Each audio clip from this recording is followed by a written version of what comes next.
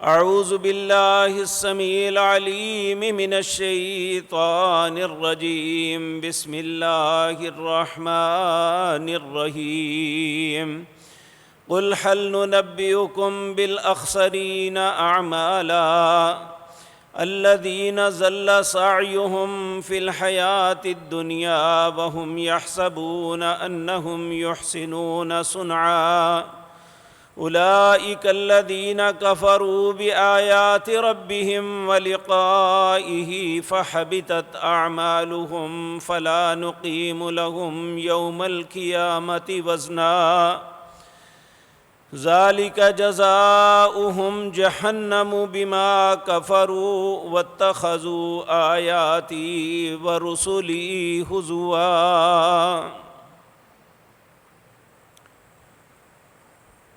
حضرات محترم،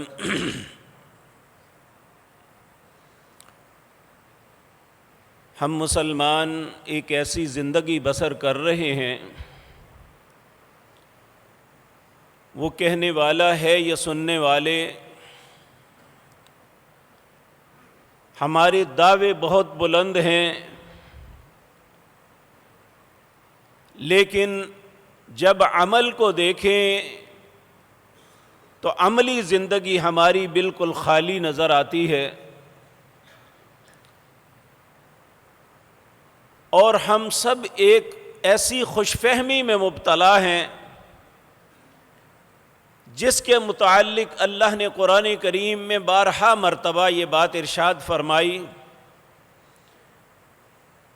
یہود کے متعلق، بنی اسرائیل کے متعلق، لا يعلمون الکتاب الا امانی وانہم الا یظنون، جہاں اہل علم جو ہے وہ حق بات کو چھپاتے تھے، جہاں اہل علم لوگوں کو صحیح بات بتانے سے کتراتے تھے، وہاں پہ جو لا علم ان پڑھ لوگ تھے، جنہیں کتاب کا علم نہیں تھا، وہ ساری زندگی تمناؤں پہ بسر کرتے رہے کہ ہم نہ کلمہ گو ہیں، ہم نے کلمہ پڑھا ہے اس لیے ہم نے بخشا نہیں جانا تو کس نے جانا ہے۔ یہ بات ذہن میں رکھیں،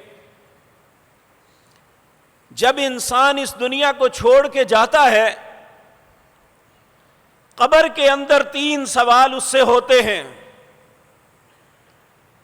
سب سے پہلا سوال، من ربک، تیرا رب کون ہے؟ اب دنیا میں وہ جتنا مرضی چلاک آدمی ہے، اس نے پی ایچ ڈی کی ڈگریاں لی ہوئی ہیں، وہ محفلوں میں کسی کو بولنے نہیں دیتا تھا، اگر وہ اپنے رب کے کہے پہ نہیں چلا ہوگا تو وہ اسی وقت بدحواس ہو جائے گا۔ لا ادری، میں نہیں جانتا میرا رب کون ہے۔ من نبیوں کا، تیرا نبی کون ہے؟ آج ہم سب بیک زبان کہیں گے کہ ہمارے نبی جناب محمد الرسول اللہ صلی اللہ علیہ وسلم ہیں، لیکن جب ہم اپنی عملی زندگی میں دیکھیں گے تو رسول اللہ کے طریقے نہ خوشی میں نہ غمی میں کہیں پہ بھی نظر نہیں آئے گا۔ ہم اس وقت اپنی خواہش کے غلام ہوں گے، اپنے فرقے کے غلام ہوں گے، اپنے مولوی، امام اور پیر کے غلام ہوں گے، اللہ کے رسول کی بات ماننے کے لیے تیار نہیں ہوں گے۔ تو اس وقت پھر ہم سے جواب نہیں دے پڑے گا، اس وقت انسان کہے گا لا ادری، میں نہیں جانتا میرا نبی کون تھا۔ پھر ہمارا دین ایک مربوط نظام دیتا ہے، ہمارے پیدا ہونے سے لے کر مرنے تک اور آنے والے مرنے کے بعد حالات سے بھی آگاہ کرتا ہے۔ ان حالات سے نپٹنا کیسے ہے، اپنی خوشیاں کیسے کرنی ہے، غمیاں کیسے منانی ہے، ہمارا دین ہماری رہنمائی کرتا ہے۔ لیکن جب ہم اپنی رسومات کے مطابق اپنی خوشیاں منائیں گے، اپنے معاشرے کی رسومات کے مطابق خدا نخواستہ تکلیف غم آ جائے تو یہ کریں گے. تو مجھے بتائیں پھر جب ہم سے سوال ہوگا من دینوں کا، تیرا دین کیا ہے، تو کم از کم جس پہ میں اور آپ عمل کرتے ہیں وہ دین تو نہیں ہے، وہ اسلام تو نہیں ہے، وہ تو ہماری خواہشات ہیں. اللہ رب العزت قرآن کریم کے اندر فرماتے ہیں کتنے ہی لوگ ہیں جنہوں نے اپنا معبود اللہ کو نہیں اپنی خواہشات کو بنایا ہوا ہے. میں نے جو آیات آپ کے سامنے پڑھی ہیں اس کا ترجمہ کرتا ہوں، اس کے بعد اپنی بات کا آغاز کرتا ہوں. اپنی بات عرض کرنے سے پہلے معافی چاہتا ہوں، میں تنقید کے لیے نہیں خیر خواہی کے لیے آج کی گزارشات کروں گا، کیونکہ خوشیوں اور غمیوں میں جانے کا موقع ملتا ہے. جنازے بھی پڑھاتے ہیں، نکاح بھی پڑھاتے ہیں. اگر کوئی غلط بات دیکھیں تو احساس دلائیں کہ بھائی جان یہ رسول اللہ کا طریقہ نہیں ہے، تو واللہ ادھر سے سنتے ہیں ادھر سے نکال دیتے ہیں، مرضی اپنی کرتے ہیں. بے شک وہ معاملہ آپس میں کلیش کا نہیں بھی. مجھے یہ سوچ اس لیے آئی کہ چند دن پہلے ایک جنازہ پڑھایا، انہوں نے جنازے کا وقت رکھا ہوا تھا 5 بجے، 10 12 15 منٹ لیٹ ہو گئے جنازہ اٹھاتے ہوئے. پھر وہ چلے نا، میں نے عرض کیا کہ اللہ کے بندو، نبی کریم نے 3 وقت 3 باتوں سے منع کیا ہے. جب سورج طلوع ہو رہا ہوتا ہے، جب سورج نصف النہار پہ ہوتا ہے، اور جب سورج ڈوب رہا ہوتا ہے. 3 کام نہیں کر سکتے. کون سے؟ نماز نہیں پڑھ سکتے.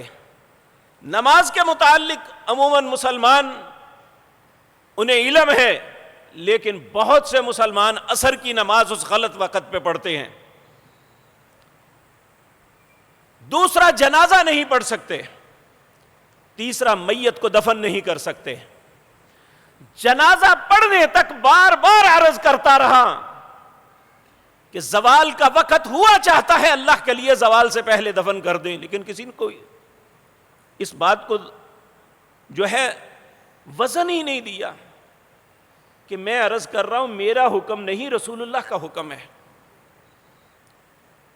اور عموماً جو لوگ 11 بجے 10 بجے اپنے جنازوں کو اٹھا کے لے کے جاتے ہیں، وہ عموماً زوال کے وقت میں اپنی میتوں کو دفن کرتے ہیں.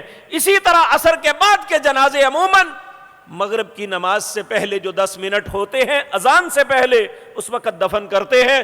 اور احساس نہیں کہ جس کو دفن کر کے جا رہے ہیں یہ اپنے اسلام کا جواب کیا دے گا. اللہ کے رسول کا حکم ہے یہ کام نہیں کرنا، ہم جان بوجھ کے کرتے ہیں. تو یہ آیات ہے سورت کہف کی، اس کا آخری رکوع ہے، آیت نمبر 103 سے. یہ 5 آیات پڑھ کے اپنے گھروں میں ضرور دیکھنا. اللہ فرماتے ہیں اپنے حبیب کریم جناب محمد الرسول اللہ کو مخاطب کرتے ہیں، قل، اے میرے پاک پیغمبر آپ فرما دیجئے اپنی امت کے لوگوں کو، حل ننبئکم بالاخسرین اعمالا، کیا میں بتاؤں اعمال کے اعتبار سے کس کے اعمال برباد ہو گئے، یعنی کہ ان کے اعمال قبول نہیں ہوں گے. وہ کون ہیں؟ میں خبر دوں. اللہ فرماتے ہیں میں تمہیں خبر دوں، حل ننبئکم بالاخسرین اعمالا. پہلے اللہ ان کی ذہنیت بتاتا ہے، الذین ضل سعیہم فی الحیات الدنیا، وہ اپنی دنیا کی زندگی میں بہت سے اپنے زوم کے مطابق اچھے کام کرتے ہیں، وہم یحسبون انہم یحسنون صنعا، اور یہ تصور رکھتے ہیں میں بہت نیکیاں کر رہا ہوں. اللہ فرماتے ہیں اولئک الذین کفروا بآیات ربہم، جو اللہ کے آیات احکامات کا انکار کرتا ہے، کچھ مان لی کچھ نہ مانی، یا اپنی مرضی کی، وَلِقَائِهِ، اسی حالت میں وہ اللہ سے مل جائے، فَحَبِطَتْ أَعْمَالُهُمْ فَلَا نُقِيمُ لَهُمْ يَوْمَ الْقِيَامَةِ وَزْنًا، اس کے اعمال برباد ہو گئے، اللہ ان کے لیے ترازو بھی قائم نہیں کرے گا کہ اس کے اعمال کو تولا جائے۔ ذالک جزاؤہم جہنم بما کفروا، یہ ایسے شخص کا بدلہ ہے، العیاذ باللہ، اللہ ہم سب کو اپنی پناہ میں رکھے، جو اللہ کی آیات کا انکار کرتا ہے۔ تو اللہ رب العزت فرماتے ہیں وَاتَّخَذُوا آیَاتِي وَرُسُلِي هُزُوًا، یہ میری آیات اور میرے رسولوں کے احکامات کا مذاق اڑاتے ہیں، ان کے اعمال برباد ہو گئے، العیاذ باللہ۔ میرے عزیز بھائیوں، ہم اپنی خوشیوں سے تو اپنے دین کو، اللہ اور اس کے رسول کو دیس نکالا دے دیا، اس میں تو ہمیں پرواہ ہی نہیں، لیکن کم از کم جب ہم دنیا سے کسی عزیز کو الوداع کرتے ہیں اس وقت تو سوچ لیں کہ ہم اسے سنت کے مطابق، اللہ کے حکم کے مطابق الوداع کریں۔ وہاں ہمارا فرقہ، ہمارے معاشرتی اور خاندانی رسومات چاہے وہ اسلام کے خلاف ہوں، اللہ اور اس کے رسول کے احکامات کے واضح خلاف ہوں، ہمیں کوئی پرواہ نہیں ہے۔ مولویوں کو تو صرف یہ غرض ہے کہ ان کے پیٹ کا جہنم بھرنا چاہیے، لیکن آپ کا مفاد تو یہ نہیں ہے۔ آپ کو تو یہ سوچنا چاہیے، ایک مرتبہ دیکھیں قوموں کی سوچیں کیا ہوتی ہیں۔ عمرے کے لیے اللہ کے گھر میں حاضری تھی، تو ہمارے ایک بھائی قصور سے تعلق رکھتے تھے، ام القریٰ یونیورسٹی کے میں پڑھتے تھے اس وقت، اب وہ عبد الرحیم صاحب، انہوں نے کہا آج مکے کے ایک بہت اچھے عالم دین سے آپ کی ملاقات کروانی ہے۔ تو ہم جتنے بھی اردو سپیک تھے، جو اس وقت پاکستان سے، ہندوستان سے جو علماء وہاں تشریف فرما تھے، ان میں ایک طالب علم میں بھی تھا، ہم ان کے پاس گئے۔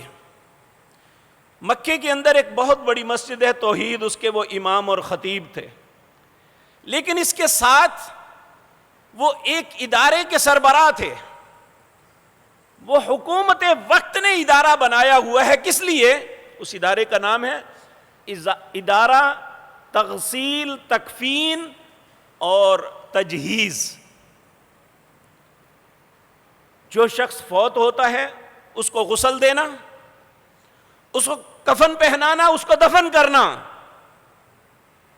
ہمارے ساتھ ایک شخص تھے جو اردو سپیک تھے لیکن امریکہ سے تشریف لائے ہوئے تھے۔ انہوں نے کہا جی مجھے آپ کی سمجھ نہیں آئی، یہ ادارہ کیوں بنایا ہوا ہے؟ جو بات انہوں نے کہی، حقیقت بات یہ ہے کہ میں پوری زندگی اسے بھلا نہیں سکا۔ جب بھی کسی جنازے پہ آتا ہوں اس شخص کی بات یاد آ جاتی ہے۔ وہ کہتا ہے ہماری حکومت کے اس ادارے کو بنانے کا مقصد یہ ہے کہ جو ہمارا مسلمان بھائی یا بہن فوت ہوتا ہے ہم سنت کے مطابق اسے الوداع کریں۔ ہم بھی مسلمان ہیں، ہمیں اپنے باپ کے متعلق یہ سوچ آئی ہے کبھی؟ اپنی ماں، بہن، بیٹی کے متعلق یہ سوچ آئی ہے کہ یہ اب دنیا سے جا کے اپنے رب کے روبرو پیش ہونا ہے، اس نے ہم اسے رسول اللہ کے طریقے کے مطابق الوداع کریں؟ میں آپ کے سامنے وہ گزارشات رکھتا ہوں، اور ہم میں سے ہر انسان اپنے گریبان میں منہ ڈال کے دیکھے کہ زندگی میں بہت سے مواقع آئے میں کیا کرتا رہا، اور جب میں اللہ کے روبرو پیش ہوں گا تو مجھے کیا جواب دینا پڑے گا۔ سب سے پہلی بات ایک فطرتی بات ہے، تبھی موت سے پہلے انسان کچھ بیماریوں میں مبتلا ہوتا ہے، یہ اللہ کی سنت اور قانون ہے۔ کائنات کے امام جناب محمد الرسول اللہ صلی اللہ علیہ وسلم جب آپ نے اس دنیا کو چھوڑا اس سے پہلے 29 سفر سے لے کر 12 ربیع الاول تک آپ بخار میں مبتلا رہے۔ ایک مسلمان کی حیثیت سے جو بیمار ہے انہیں کیسے اپنی بیماری کاٹنی چاہیے، اور جو اس کے لواحقین ہیں اسے کیا کرنا چاہیے۔ سب سے پہلی بات رسول اللہ صلی اللہ علیہ وسلم کی سنت یہ ہے، اب جب کسی بیمار کی بیمار پرسی کے لیے تشریف لے جاتے تو اسے جا کے 2-4 بندوں کے مرنے کی خبر نہیں سناتے تھے کہ فلاں بندہ اس بیماری میں اس طرح مر گیا، بلکہ اس کی دھاڑس بندھاتے، اس بیماری میں اسے حوصلہ دیتے اور جا کے بڑے پیار سے اسے کہتے لا باس طہورا انشاءاللہ، میرے بھائی، میرے بیٹے، گھبرانا نہیں، تم مسلمان ہو، مسلمان کو جو بیماری آتی ہے اس بیماری کے سبب اللہ اس کے گناہوں کی پاکیزگی کا سبب بناتا ہے۔ تو بیمار کو کہا امن یجیب المضطر اذا دعاہ ویکشف السوء، جب کو مضطر کسی تکلیف، کسی مصیبت، کسی آفت میں مبتلا ہے، جب وہ اپنی مصیبت کے اندر اللہ کو پکارتا ہے، اللہ کہتا ہے میں اس کی پکار کو قبول کرتا ہوں۔ ہم بیمار منتیں کرتے ہیں دوسرے کی، رسول اللہ بیمار کے پاس جا کے کہتے تھے ہمارے لیے دعا کرو، کیونکہ تم ایسی کیفیت میں ہو تمہاری دعا کو اللہ قبول کرے گا۔ اور اپنے لیے خوف زدہ ہوتے۔ جتنے دن رسول اللہ بیمار رہے آپ کی زبان پہ 2 کلمے تھے، سبحانک اللہم و بحمدک استغفر اللہ و اتوب الیہ۔ سبحانک اللہم، اے میرے اللہ تو پاک ہے، میں خطا کار ہوں، و بحمدک، تعریف کے لائق تیری ذات ہے، اللہم اغفر لی، اے اللہ مجھے معاف کر دے۔ یا یہ پڑھتے سبحان اللہ و بحمدہ استغفر اللہ و اتوب الیہ۔ آپ کی بیماری کے جتنے ایام تھے، جب بھی آپ کو تھوڑا سا افاقہ ہوتا، آپ اپنے گھر والوں کو نصیحت فرماتے، آپ اپنی امت کے آنے والے لوگوں کو، تیمارداری کے لیے آنے والے لوگوں کو نصیحت فرماتے۔ لیکن آج ہم مسلمان ہیں، اس نبی کے امتی ہیں، ان کا کلمہ پڑھتے ہیں، ان کی اطاعت کا دعویٰ کرتے ہیں، لیکن اگر بیمار ہے تو گلے شکوے، رب نو میں ہی دسیا سا، ساری تکلیفیں مجھ پہ ہی آنی تھی۔ کبھی کوئی انسان انبیاء پہ آنے والی تکلیفوں پہ غور کرے تو اسے ساری تکلیفیں بھول جائیں گے۔ رسول اللہ صلی اللہ علیہ وسلم ذرا تصور کریں، آپ دنیا میں ابھی تشریف نہیں لائے تھے، باپ کا سایہ اٹھ گیا، جب ابھی چند سال کے تھے تو ماں کا سایہ بھی اٹھ گیا، ابھی عمر کے 10ویں سال تھے تو دادا بھی دنیا سے چلا گیا، پھر جب اللہ نے آپ کو نبوت سے نوازا، ضرورت تھی تو وہ پیاری بیوی سیدہ خدیجہ اور چچا جو آپ کا نگہبان بنا ہوا تھا، یہ دونوں چلے گئے۔ اس سال کو نام ہی عام الحزن، غم کا سال رکھ دیا گیا۔ اللہ نے نبی کریم صلی اللہ علیہ وسلم کو 3 بیٹے اور 4 بیٹیاں دی۔ آپ نے 3 بیٹے اور 3 بیٹیاں اپنے ہاتھوں سے دفن کی۔ ذرا تصور کریں، آپ بحیثیت باپ یا ماں سوچیں، ایک بچہ ماں باپ کے لیے دفن کرنا مشکل ہوتا ہے، کہ یہ تکلیفیں رسول اللہ پہ نہیں آئی تھی۔ پھر جب آپ 29 صفر سے لے کر 12 ربیع الاول تک 13 دن آپ کی بیماری اتنی شدت کی تھی، حضرت ابو موسیٰ اشعری ایک دن آئے، پیار کے ساتھ آپ کے سینہ مبارک پہ ہاتھ رکھا تو ایک دم جھٹک کے پیچھے کر لیا، حالانکہ آپ کے اوپر 2 کھیس تھے، 2 کپڑے تھے۔ کہنے لگی یا رسول اللہ اتنا سخت بخار؟ سیدہ عائشہ طیبہ طاہرہ کہتی ہیں میں سمجھتی تھی جو سخت بیماری میں مبتلا ہوتا ہے اپنی کسی خطا کی وجہ سے ہوتا ہے، لیکن جب سے میں نے رسول اللہ کی بیماری دیکھی ہے میں کسی کی بیماری کو برا نہیں جانتی۔ تو ہم چھوٹی چھوٹی باتوں پہ اتنے سخت اللہ پہ گلہ کرتے ہیں۔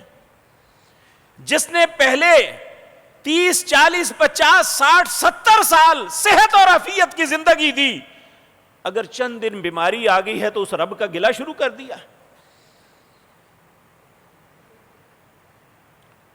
العیاذ باللہ. اللہ رب العزت ہم پہ رحم فرمائے. اور دوسری بات، جیسے جیسے وقت گزرتا ہے انسانیت کا احساس ختم ہو رہا ہے.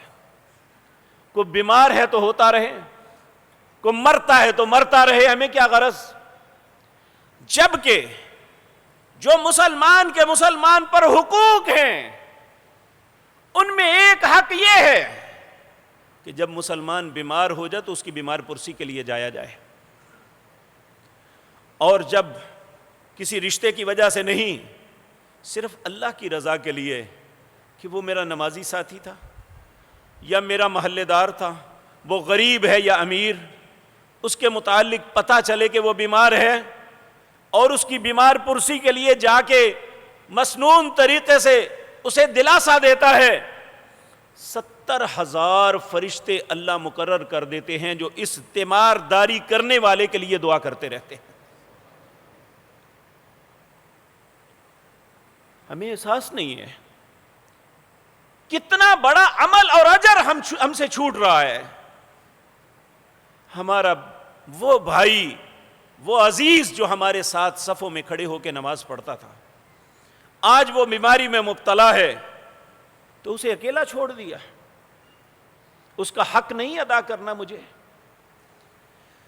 نبی کریم صلی اللہ علیہ وسلم آپ نے فرمایا، حضرت ابو ہریرہ اس حدیث کے راوی ہیں، آپ نے فرمایا من عاد مریضا او زار اخا له فی اللہ ناداہ منادیا ان طبت وتاب ممشاک وتبوأت من الجنۃ منزلا.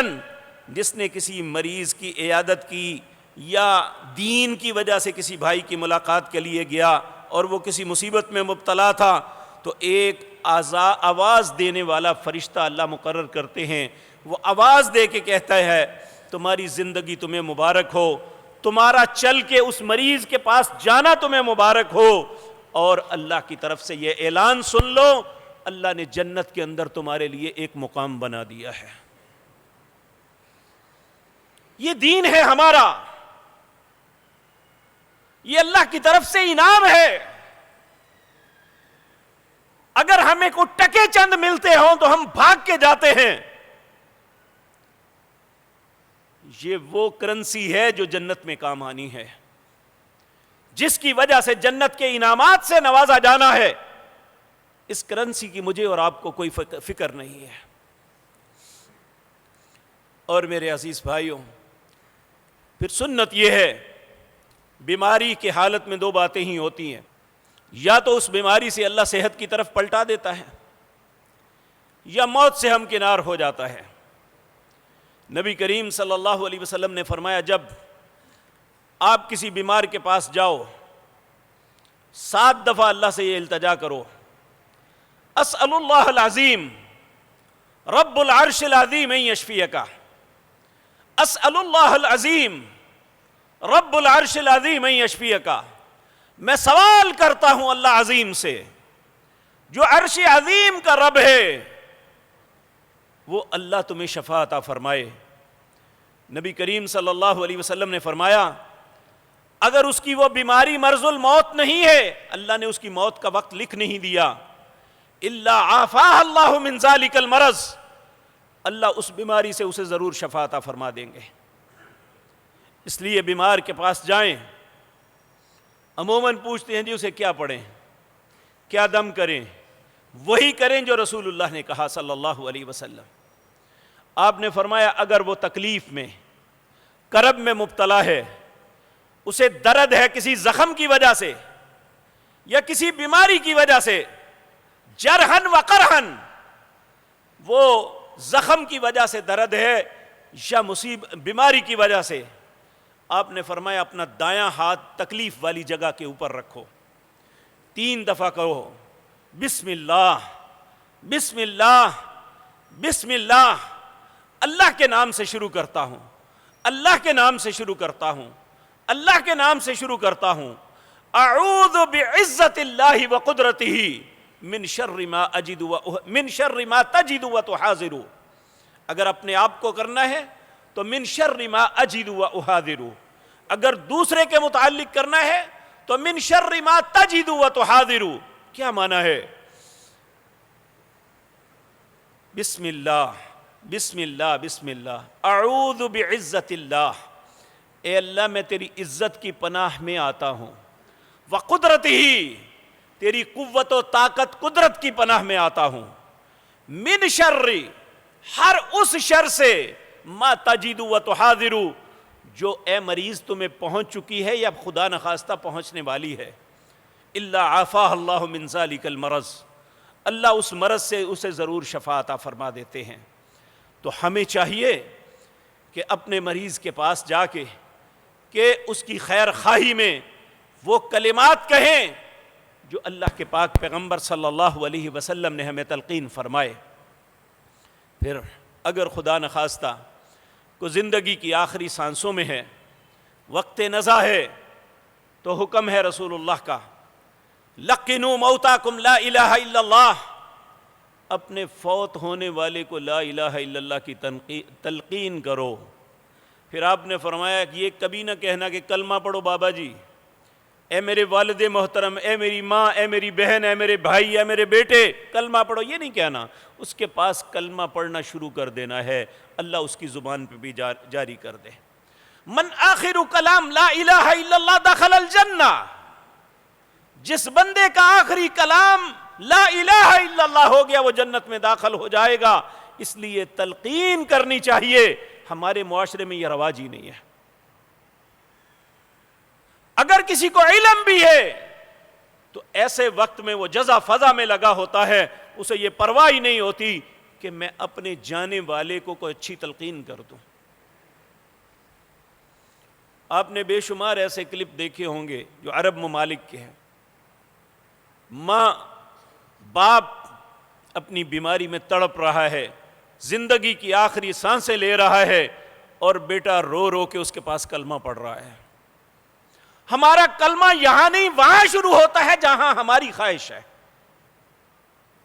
جبکہ رسول اللہ کا حکم کیا ہے، لقنوا موتاکم لا الہ الا اللہ، جب تمہارا عزیز فوت ہونے لگے تو اس وقت اسے تلقین کرو لا الہ الا اللہ کی۔ من آخر کلام لا الہ الا اللہ دخل الجنہ، جس کا آخری کلام لا الہ الا اللہ ہو گیا جنت میں داخل ہو جائے گا۔ اور پھر جب کسی کی جان نکل جاتی ہے تو ایک کوہرام برپا ہو جاتا ہے، جبکہ رسول اللہ کی سنت کیا ہے؟ ام سلمہ جو بعد میں امہات المومنین میں ایک ہماری ماں بنی، پہلے ان کے خامد کا نام ابو سلمہ تھا۔ میرے عزیز بھائیو، یہ بڑی خوبصورت ایک بات ہے۔ ایک دن ابو سلمہ رضی اللہ تعالی عنہ گھر میں داخل ہوئے تو بہت خوش تھے۔ ان کی زوجہ نے انہیں دیکھا، کہنے لگی اللہ آپ کے چہرے کو ہمیشہ مسکراتا رکھی، کیا مسئلہ ہے؟ کہنے لگے آج رسول اللہ سے کچھ کلمات سیکھے ہیں، اگر مجھے سرخ اونٹ ملتے اتنی خوشی نہ ہوتی جتنے ان کلمات کی ہوئی ہے۔ تو کہنے لگی اے میرے پیارے ساتھی، میرے سرتاج، مجھے بھی وہ سکھائیے، مجھے بھی وہ بتائیے۔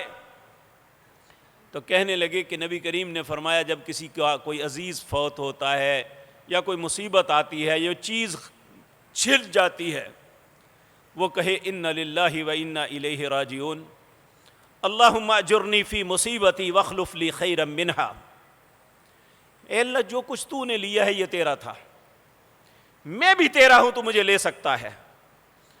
اللہم اجرنی فی مصیبتی، اللہ جو مصیبت مجھے آئی ہے اس کا بہتر بدلہ دے۔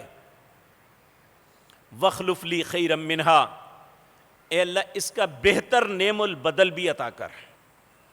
ام سلمہ کہتی ہیں اللہ کی شان میں نے یاد کر لیا۔ کچھ مدت کے بعد میرے خامد ابو سلمہ بیمار ہو گئے، جب وہ فوت ہوئے تو میں نے بے اختیار یہ کلمات پڑھے، انا للہ و انا الیہ راجعون، اللہم اجرنی فی مصیبتی واخلف لی خیرا منہا۔ کہتی ہیں پھر خود میں اپنے آپ پہ افسوس آیا، ام سلمہ تو نے کیا کہا ہے کہ ابو سلمہ سے بہتر نعم البدل عطا کر؟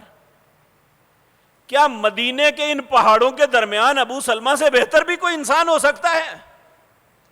ایک شریف النفس خاتون جس کا خامد اس کے محبت کرتا ہے، اس کے معاملات چلاتا ہے، اس کے لیے ساری کائنات میں سب سے خوبصورت اس کا خامد ہوتا ہے۔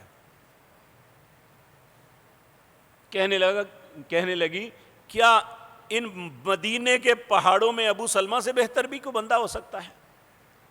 جب ان کی عدت ختم ہوئی تو رسول اللہ کی طرف سے پیغام نکاح آیا تو بے اختیار سجدے میں گر گئی، کہنے لگی اللہ تو بہتر جانتا ہے، مجھے ابو سلمہ سے بہتر جو ہے پیغام آ گیا۔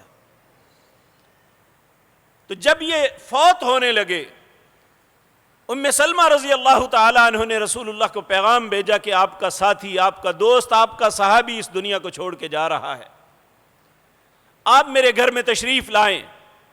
جب نبی کریم صلی اللہ علیہ وسلم تشریف لائے تو گھر والے رو رہے تھے، زبان سے کچھ کلمات نکال رہے تھے، ہمارا بھائی چلا گیا، ہمارا خامد چلا گیا، یہ ہو گیا، ہم مارے گئے، ہمیں یہ۔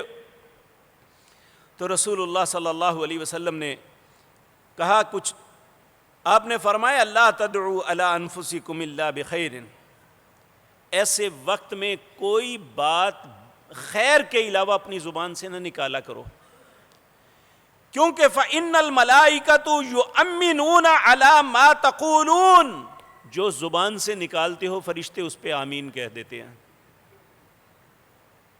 جب یہ خواتین کہیں گی میں لٹی گئی، مر گئی، تو وہ کہیں گی آمین، ٹھیک ہے مر جا۔ تو جب ہم صبر کریں گے، اللہ کے رسول صلی اللہ علیہ وسلم نے فرمایا لا تدعوا علی انفسکم الا بخیر، اپنی ذات کے متعلق برا کلمہ نہ نکالو۔ فإن الملائکۃ یؤمنون علی ما تقولون، جو تم کہتے ہو فرشتے اس پہ آمین کہتے ہیں۔ پھر آپ نے ابو سلمہ رضی اللہ تعالی عنہ، آپ کا چہرہ مبارک درست فرمایا، آنکھیں بند کی جو کھلی ہوئی تھی آسمان کی طرف۔ آپ نے فرمایا جب روح نکلتی ہے، فرشتے روح کو لے کے جاتے ہیں تو آنکھیں اس کا تعاقب کرتی ہیں۔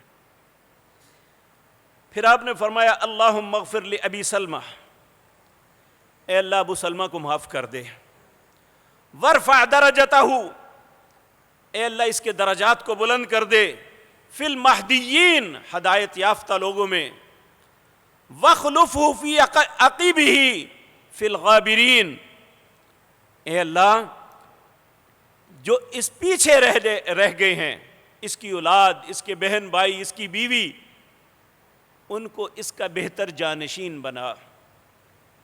واغفر لنا، اے اللہ ہمیں بھی بخش دے، وَلَهُ یا رب العالمین، اے اللہ تو دونوں جہانوں کا رب ہے، وَافْسَحْ لَهُ فِي قَبْرِهِ وَنَوِّرْ لَهُ فِيهِ، اے اللہ اس کی قبر کو کشادہ کر دینا، اے اللہ اس کی قبر میں روشنی کر دینا۔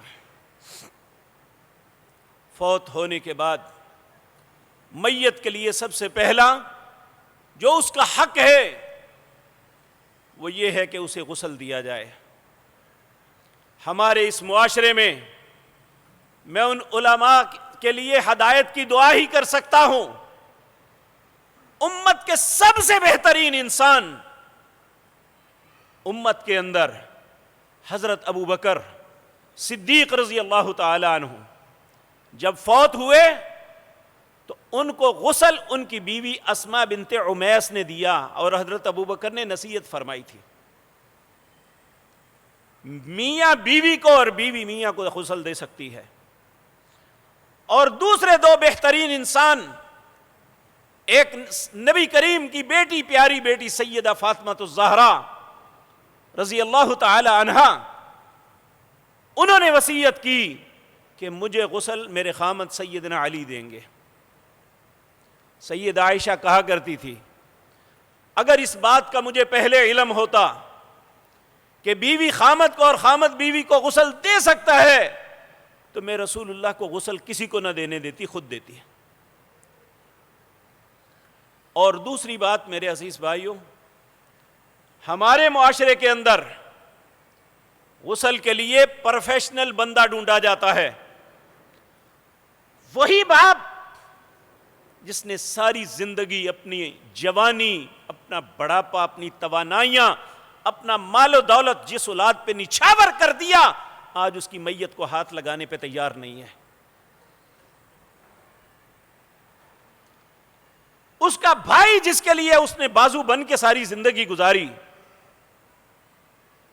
یہ کام کرنے کے لیے تیار نہیں ہے۔ جبکہ رسول اللہ نے فرمایا جب کوئی اللہ کی رضا کے لیے کسی میت کو غسل دیتا ہے اور اس کے سامنے اس میت کا کوئی عیب آتا ہے، وہ اسے چھپا جاتا ہے، دو کام ہوں گے۔ پہلا کام، جس طرح میت کو اس نے صاف ستھرا کیا، اس کی غلاظت کو صاف کیا، اللہ اس کے گناہوں کو صاف کر دیں گے۔ دوسرا، جس نے اس میت کے عیوب کو چھپایا، اللہ قیامت کے دن اس کے عیبوں پہ پردہ ڈالے گا۔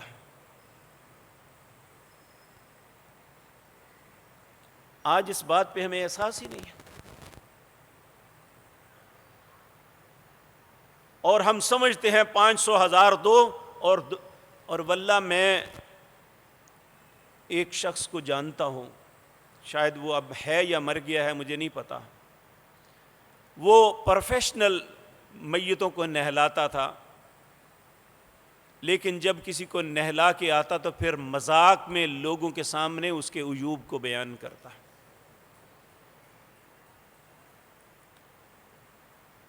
میرے عزیز بھائیوں، ہمیں اپنوں کے متعلق اگر خیر کا جذبہ رکھتے ہیں تو سوچیں کہ ہم ان کو کیسے ودا کر رہے ہیں، اور جیسے اپنے بڑوں کو ودا کر رہے ہیں ہمیں بھی ویسے ہی ودا کیا جائے گا۔ مت سوچیں کہ آج اس سے اپنی جان چھڑا لی تو کل ہماری جان کون چھڑائے گا، ہمارے ساتھ معاملہ کیا بنے گا۔ اللہ اکبر۔ نبی کریم صلی اللہ علیہ وسلم نے فرمایا، جس نے، عمومی طور پہ یہ ہوتا ہے، ہمارے ہاں رواج بنا ہوتا ہے کہ جو اگر کسی کا خامد فوت ہوا ہے تو اس کی بیوی کے خاندان کے لوگ اس کا کفن لے کے آئیں۔ یہ کہیں شریعت میں نہیں ہے۔ نبی کریم صلی اللہ علیہ وسلم نے فرمایا جو کسی کو اللہ کی رضا کے لیے کفن پہناتا ہے، اللہ قیامت کے دن اسے ریشمی لباس پہنائے گا۔ کیا ہمیں آخرت کے لیے کچھ بھی نہیں چاہیے؟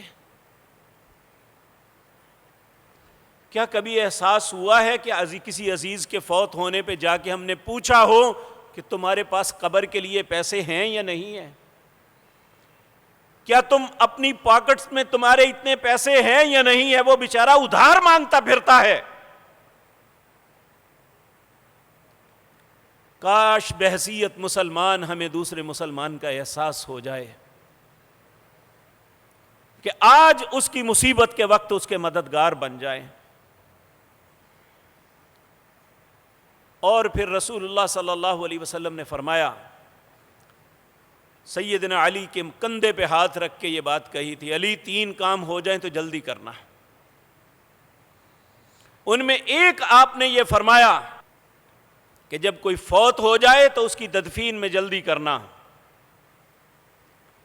ہم یہی سوچتے رہتے ہیں فلاں آئے گا منہ ویکھے گا تو پھر جاواں گے۔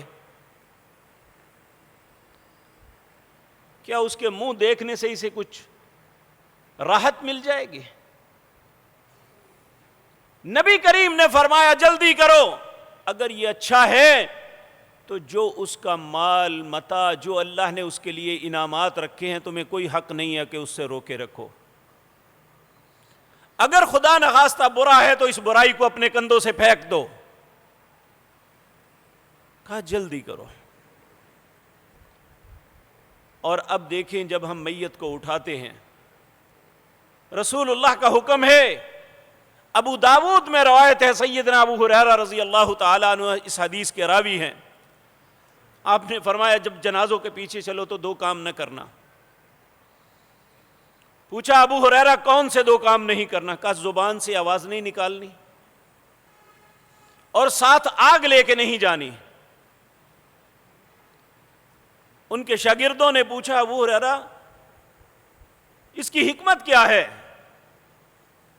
کہنے لگے میں نے بھی رسول اللہ سے پوچھا تھا صلی اللہ علیہ وسلم۔ آپ نے فرمایا یہودی اور عیسائی مذہبی گیت پڑھتے ہوئے اپنی میتوں کے پیچھے جاتے ہیں، تم خاموشی سے چلنا، اور مجوسی جو ہیں آتش پرست یہ آگ کو مقدس سمجھ کے ساتھ لے جاتے ہیں، تم ایسا نہ کرنا۔ ہم کیا کرتے ہیں؟ آپ منتیں کر لیں، اللہ کے بندو یہ رسول اللہ کا طریقہ نہیں ہے، کہنے والا اور زور سے کہے گا کلمہ شہادت۔ میں اللہ کا واسطہ دے کے کہتا ہوں کلمہ شہادت کا کیا مطلب ہے؟ میں شہادت دیتا ہوں اشہد اللہ الہ الا اللہ و اشہد ان محمد الرسول اللہ، میں شہادت دیتا ہوں اللہ کے علاوہ الہ کوئی نہیں ہے، میں شہادت دیتا ہوں محمد اللہ کے رسول ہیں۔ میت کو کیا ملا؟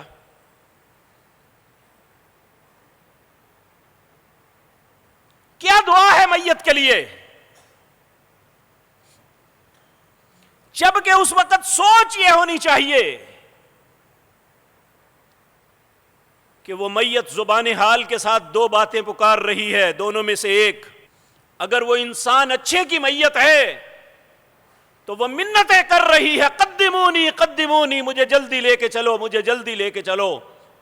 یہ میں اپنے پاس سے بات نہیں کرتا، نبی مکرم صلی اللہ علیہ وسلم نے بقیع الغرقد میں یہ خطبے میں فرمایا تھا۔ اگر وہ میت بری ہے تو وہ چیخ چیخ کے کہہ رہی ہے این تذہبونی این تذہبونی، مجھے کہاں لے جا رہے ہو، کیوں لے جا رہے ہو؟ قرآن میں اللہ کہتا ہے، وہ کہتی ہے کہ یا لیتنی کنت ترابا، کاش میں مٹی ہو جاتا۔ وہاں سوچنے کا مقام تو یہ ہے کہ ہم اپنے متعلق سوچیں کہ آج یہ ہمارا بھائی یا بہن جس کی میت کو اٹھا کے لے کے جا رہے ہیں، اس کی کیفیت کیا ہوگی، کل جب میرا وقت آئے گا تو کیا ہوگا۔ اس وقت اللہ سے یہ دعا کریں اللہم احسن عاقبتنا فی الامور کلہا واجرنا من خزی الدنیا وعذاب الاخرہ، اے اللہ میرے انجام کو بڑا اچھا کر دینا، اے اللہ دنیا کی ذلت اور آخرت کے عذابوں سے محفوظ فرمانا۔ لیکن سگریٹ پینے والا سگریٹ پیتا جا رہا ہے، باتیں کرنے والا باتیں کرتا جا رہا ہے، ہنسنے والا لطیفے سنا رہا ہے، یہ میت کے پیچھے جا رہے ہیں ہم۔ اور جو چارپائی کو ہاتھ لگاتا ہے کلمہ شہادت، کس نے کہا ہے یہ؟ کون سا یہ اسلام ہے جس کے متعلق قبر میں جا کے فرشتے کو بتائیں گے کہ میرا دین اسلام تھا؟ کیا اسلام میں تو یہ چیزیں نہیں ہیں؟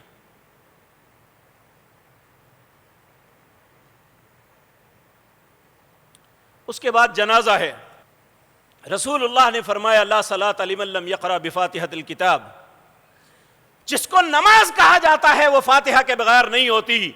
کیا ہمارے بر صغیر کے اندر فاتحہ کے بغیر جنازہ نہیں پڑھا جاتا؟ جب علماء کی باری آتی ہے تو پھر کہتے ہیں رسول اللہ کی سنت ہے فاتحہ پڑھ کے جنازہ پڑھیں گے۔ ہمارے شہر میں مولانا چراغ رحمہ اللہ کا جنازہ ہوا، ان کے شاگرد عنایت اللہ صاحب نے یہ بات کہی کہ ہم احناف سورت فاتحہ جنازے میں نہیں پڑھتے، لیکن میں اپنے استاد کے جنازے میں سورت فاتحہ پڑھوں گا کیونکہ رسول اللہ کی سنت ہے۔ کیا لوگوں کے جنازے میں رسول اللہ کی سنت یاد نہیں ہے؟ میں ایسی باتیں کرتا نہیں ہوں، یہ دکھ ہے کہ ہماری میتوں کو بغیر اس بات کے دفنایا جا رہا ہے کہ رسول اللہ کے طریقے کے مطابق جنازہ بھی نہیں ہے۔ اور اس سے خوفناک بات یہ ہے کہ نماز کے متعلق رسول اللہ صلی اللہ علیہ وسلم نے فرمایا الوضوء مفتاح الصلاح، وضو نماز کی چابی ہے، اگر وضو نہیں تو نماز نہیں ہے۔ دکھ کی بات یہ ہے کہ جنازے کے متعلق لوگ وضو کی پرواہ نہیں کرتے۔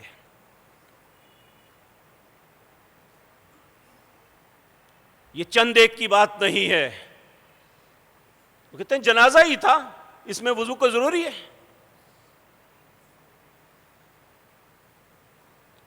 ہم نے دین کو دین نہیں سمجھا ہوا، صرف ماں باپ نے کلمہ یہ بتا دیا کہ تم مسلمانوں کے گھر میں پیدا ہوئے ہو، اس کے علاوہ ہمیں سمجھنے کی ضرورت بھی نہیں ہے۔ ٹھیک ہے ہم نہ سمجھیں، لیکن کل اللہ کی عدالت میں کیا جواب دیں گے؟ اور جنازہ رسول اللہ صلی اللہ علیہ وسلم پڑھتے، عوف بن مالک کہتے ہیں ایک جنازے میں رسول اللہ کے پیچھے حاضر ہوا، اس میت کے لیے اس طرح گڑ گڑا کے اللہ کی منتیں کر رہے تھے، میرے دل میں خواہش پیدا ہوئی کاش آج یہ نہیں میں مرا ہوتا اور میری میت پہ آپ اس طرح اللہ سے التجائیں کرتے۔ اور ہم جھٹکے مارتے ہیں۔ رسول اللہ نے فرمایا اذا صلیتم علی المیت فاخلصوا له الدعاء، جب کسی میت پہ جنازہ پڑھو تو خلوص کے ساتھ اس کی مغفرت کی دعائیں مانگو۔ کیا کرتے ہیں ہم؟ ہر تیسرا آدمی سوال کرتا ہے اگر نماز جنازہ نہ آتی ہو تو کیا کریں؟ جنازے کی دعائیں نہ آتی ہو تو کیا کریں؟ بھئی یاد کریں اور کیا کرنا ہے؟ اپنے متعلق سوچیں، جب ہمارے جنازے میں بے شمار لوگ ہوں گے اور انہیں جنازہ کی دعائیں نہ آتی ہوں گی تو پھر ہمارا حق تو کسی نے ادا نہ کیا۔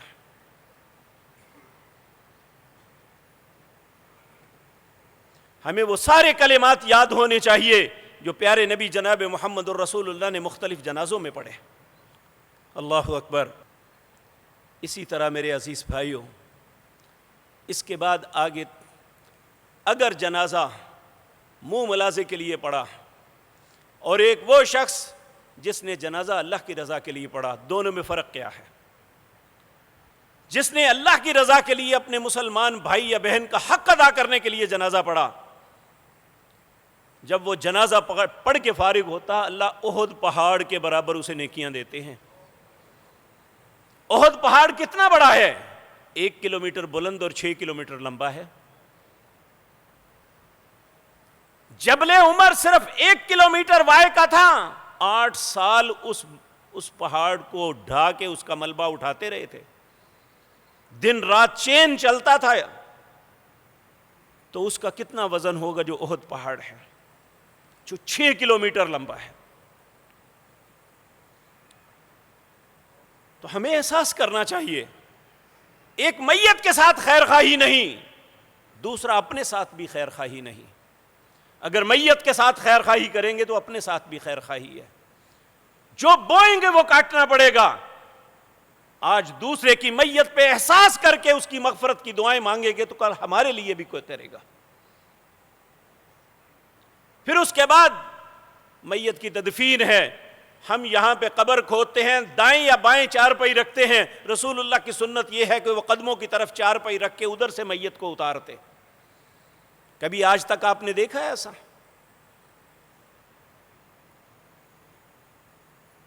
کبھی ہم نے سوچا ہے کہ رسول اللہ کا طریقہ کیا ہے؟ اور وہاں بھی میت کو قبر میں اتارتے وقت کیا کہتے ہیں؟ کلمہ شہادت۔ جبکہ رسول اللہ کا حکم یہ ہے کہو بسم اللہ وعلی ملت رسول اللہ صلی اللہ علیہ وسلم، اللہ کے نام سے شروع کرتا ہوں، اللہ کے رسول کے ملت پہ اسے دفن کر رہا ہوں۔ بسم اللہ وعلی سنت رسول اللہ صلی اللہ علیہ وسلم، اللہ کے نام سے شروع کرتا ہوں، اللہ کے نبی کی سنت پہ اسے دفن کرتا ہوں۔ پھر جب آپ قبر پہ مٹی ڈالنے لگتے تو یہ کہتے، یہ اپنے لیے منہا خلقناکم وفیہا نعیدکم ومنہا نخرجکم تارۃ اخری، اسی مٹی سے اللہ نے پیدا کیا، آج اسی مٹی میں دفن ہو رہے ہیں، اللہ اسی مٹی سے دوبارہ اٹھائے گا۔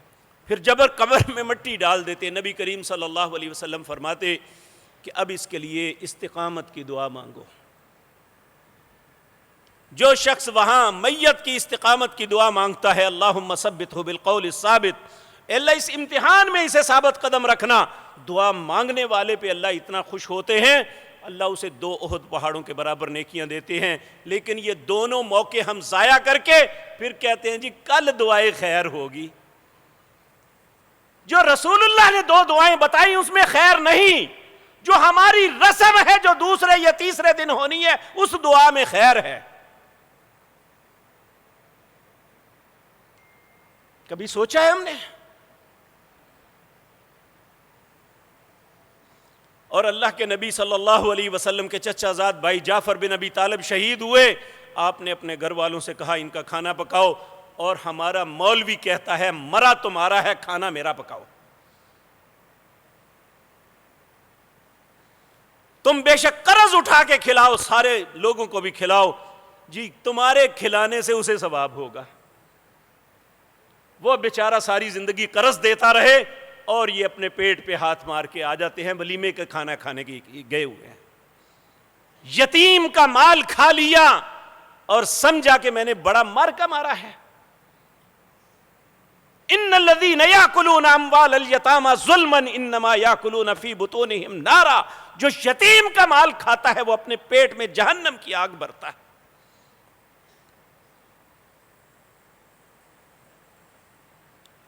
اور پھر تعزیت کے لیے رسول اللہ صلی اللہ علیہ وسلم نے کیا فرمایا؟ تعزیت یہ ہے کہ جن پہ تکلیف آئی ہے انہیں صبر کی تلقین کرنی۔ آپ جب کسی ایسی جگہ پہ جاتے جن کے ساتھ ایسا ہو گیا، آپ اسے کہتے ان للہ ما اخذ وللہ ما عطا وکل شیء عندہ اجل مسمی فلتصبر ولتحتسب۔ جو تجھ سے لے لیا گیا ہے نا، یہ اللہ کا تھا۔ ان للہ ما اخذ وللہ ما عطا، اب بھی جو تیرے پاس ہے وہ بھی اللہ کا ہے۔ وکل شیء عندہ اجل مسمی، اللہ نے ہر چیز کا ایک وقت مقرر کیا ہوا ہے۔ فلتصبر ولتحتسب، صبر کرنا اور اللہ سے اجر کی امید رکھنا۔ حضرت معاذ کا بیٹا جوان فوت ہوا تو آپ نے جو خط لکھوایا، یہ کلمات لکھوانے کے بعد کہا معاذ تیری بے صبری سے تیرا بیٹا واپس نہیں آ جائے گا، لیکن بے صبری کرنے سے اللہ سے اجر ضائع کر دے گا۔ بے صبری نہ کرنا، صبر کرنا۔ یہ وہ رسول اللہ کا طریقہ ہے جو اپنے کسی بھی عزیز کو دنیا سے رخصت کرتے وقت آپ فرماتے۔ اب میں بھی اپنے دل سے پوچھوں، آپ بھی پوچھ لیں، ہم کیا کر رہے ہیں؟ اگر تو یہی کرتے ہیں تو اللہ کا شکر ادا کریں، وگرنہ اپنی اصلاح کر لیں، کیونکہ اللہ نے اپنے باٹ رکھ کے ہمارے اعمال کو تولنا ہے۔ اگر ہم اپنے باٹ لے کے گئے تو وہ ہمارے اعمال نہیں تولے جائیں گے۔ میں پھر ایک دفعہ دعوت دیتا ہوں، یہ سورت کہف 16واں پارے، اس کا آخری رکوع آیت نمبر 103 سے لے کر 106 تک، یہ ضرور پڑھنا کہ انسان کے اعمال کیوں برباد کر دیے جائیں گے۔ اللہ رب العزت ایسے بد نصیب لوگوں میں ہمارا شمار نہ فرمائے۔ اللہ ہمیں اپنے نبی کی اطاعت کی توفیق عطا فرمائے۔ جو دین اسلام اللہ نے دیا ہے ہم سب کو اس پہ عمل پیرا ہونے کی توفیق عطا فرمائے۔ اقول قولی ھذا۔